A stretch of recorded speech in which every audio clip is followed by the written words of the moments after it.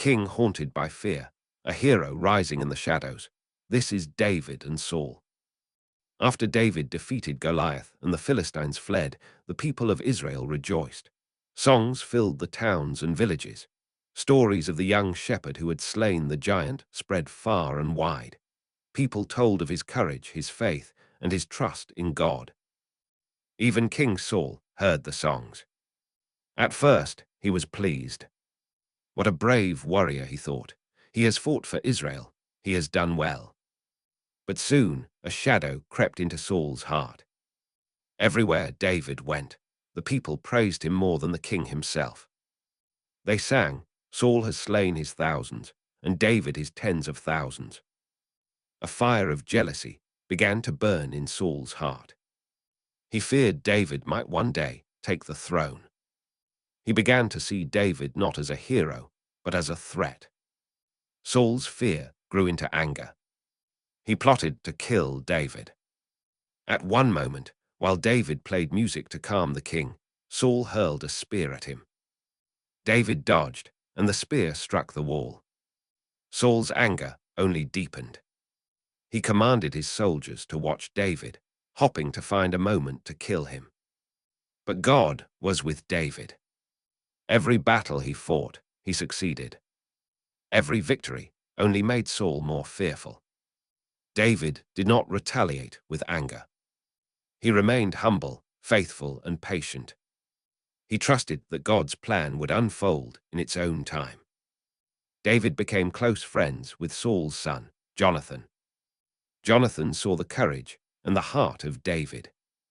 He loved David as a brother and promised loyalty, even at great personal risk.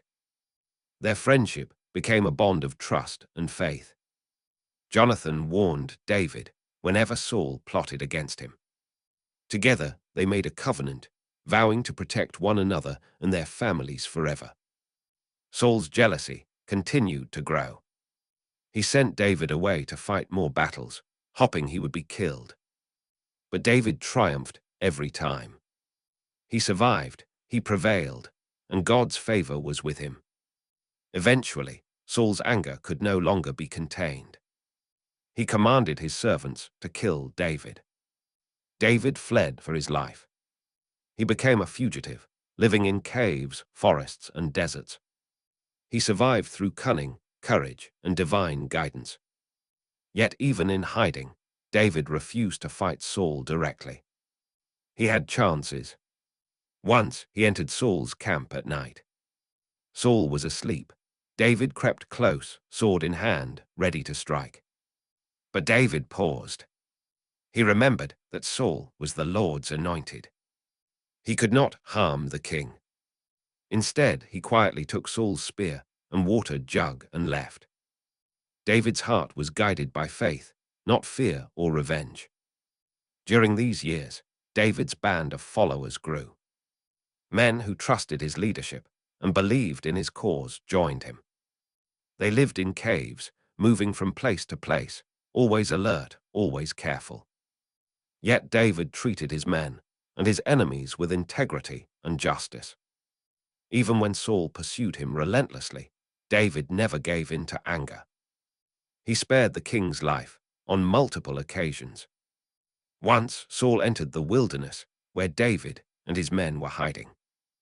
David had the perfect opportunity to strike. But he said, "The Lord forbid that I should harm my Lord, the anointed of the Lord." David's faith and restraint became his shield. Through every danger, he trusted God. Through every attack, he remained patient and faithful. Saul continued to chase David for many years. He tried everything to capture him. He sent soldiers, he set traps, he even sought to kill David in his own home. David moved from place to place, always careful, always praying. Yet despite being a fugitive, David remained loyal to Saul and Israel. He refused to seize the throne prematurely. He honored God and respected Saul as the king. Many times, Saul witnessed David's courage and righteousness. He saw that David did not hate him. He saw that David was chosen by God. And yet, Saul's jealousy never completely faded. Eventually, Saul died in battle against the Philistines. David mourned deeply for Saul and Jonathan, his dear friend. He wept for the loss of a king and for the loss of a brother. He honored Saul's family and took care to show respect to the throne. After Saul's death, David became king of Judah and later king of all Israel. But he did not forget the lessons he had learned as a shepherd, as a soldier, and as a fugitive. He remembered courage, patience, humility, and faith. David's rise to kingship was not through violence or deceit. It was through trust in God, integrity, and courage in the face of fear. He had faced a jealous king, survived years in hiding, and emerged victorious through faith.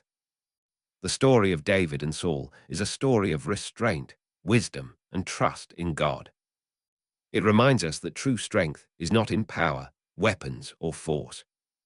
True strength lies in the heart that trusts God, even when surrounded by danger. And so David, the shepherd who once faced a giant, became a king. But he remained a man of faith, remembering every lesson he had learned along the way.